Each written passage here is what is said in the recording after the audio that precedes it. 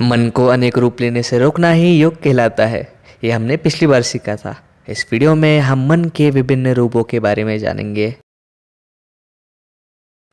आप जानते ही होंगे कि फिल्मों की अलग अलग शैलियाँ होती है या प्रकार, जैसे कि एक्शन, कॉमेडी, रोमांस। उसी तरह मन की स्क्रीन पर भी लगभग 5 तरह की फिल्में चलती है।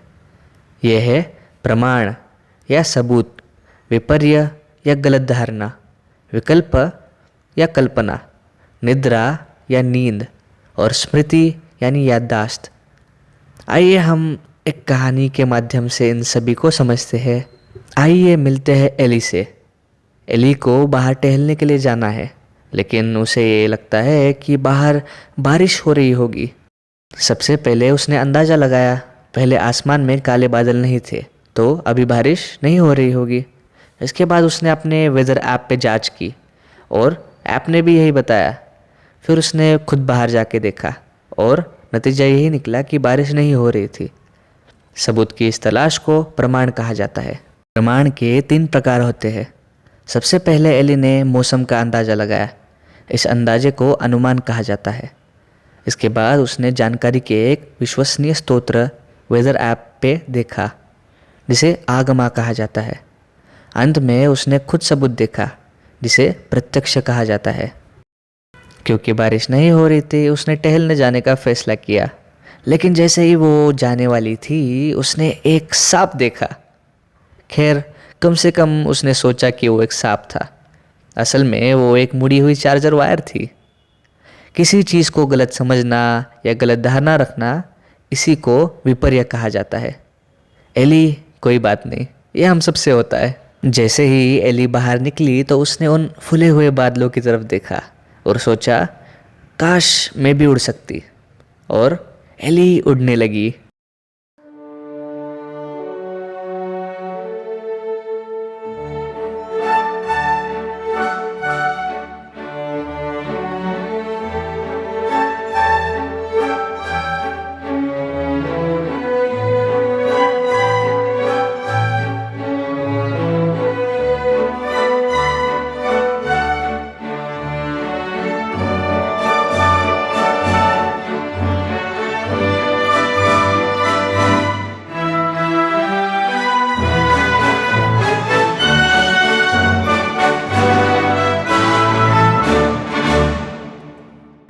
या फिर उसको बस कल्पना में ये लगा कि वो उड़ रही थी।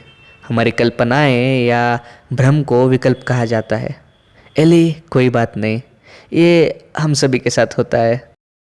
उसने अपने कमरे में जाकर अपना फ़ोन स्क्रॉल करने का फैसला लिया। जैसे ही वो ऐसा कर रही थी, अचानक से कुत्ते की तस्वीर सामने आई।